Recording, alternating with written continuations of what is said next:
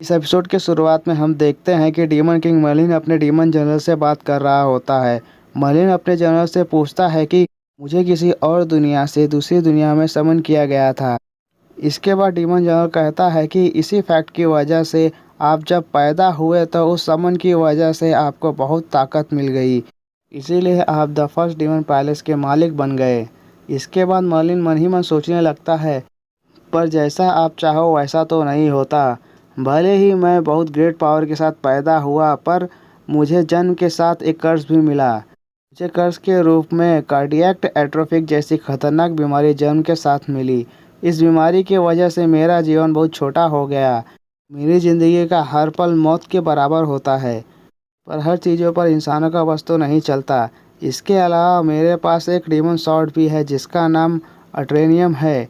भले ही ये demon sword कितनी भी ताकतवर हो, पर जितनी बार भी मैं इस तलवार को अपने दुश्मनों को मारने के लिए इस्तेमाल करता हूँ, उतनी बार यह तलवार मेरे लाइफ फोर्स का एक हिस्सा ले लेती है और इससे मेरे कर्ज पर बहुत बुरा असर पड़ता है। जितना ताकतवर मेरा दुश्मन होता है, उतना ही ज़्यादा इस तलवार का इफ़ेक्ट होता है। इसके बाद हम वेल को काटने वाला सीन देखते हैं।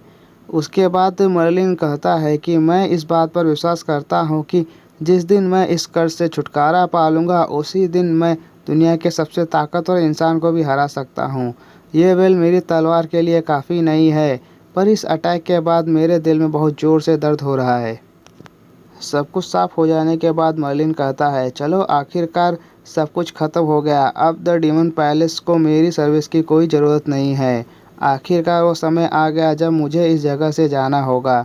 तभी वो डीमन लड़की मर्लिन को आवाज़ देती है।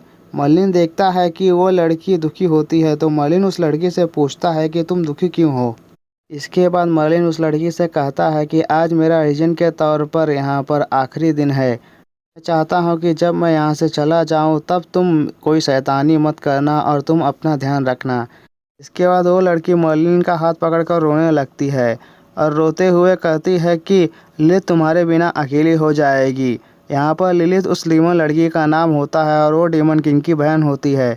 फिर लिलिथ कहती है कि जब से मैं पैदा हुई हूँ तब से तुम मेरे साथ हो, तुम मुझे छोड़कर मत जाओ। इसके बाद मर्लिन लिलिथ से प्यार से कहता है, पहले तो तुम रोना बंद करो, अब तुम कोई छोटी बच्ची नहीं रही, अब तुम बड़ी हो चुकी हो।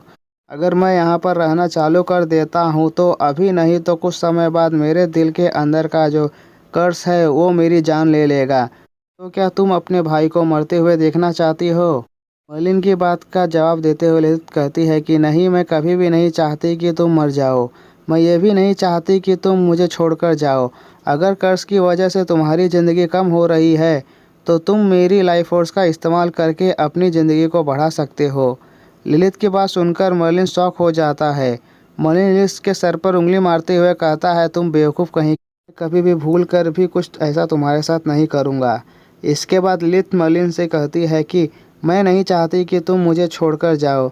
इस बात से कोई फ़र्क नहीं पड़ता कि अगर तुम एक यूजलेस बेकार इंसान बन जाओ, तब भी मैं तुम्हारा पूरा ध्यान रखूँगी। बस तुम मुझे छोड़कर मत जाओ। लिलिथ के मुंह से यूजलेस यह शब्द सुनकर मर्लिन बहुत अजीब सी शक्ल बना लेता है। इसके बाद मर्लिन लिलिथ से मुस्कुराते हुए कहता है कि तुम्हारा बड़ा भाई तुमसे बहुत प्यार करता है, पर मुझे अभी यहाँ से जाना होगा, नहीं तो मैं इस कर्ज को अपने दिल से कभी नहीं हटा पाऊँगा।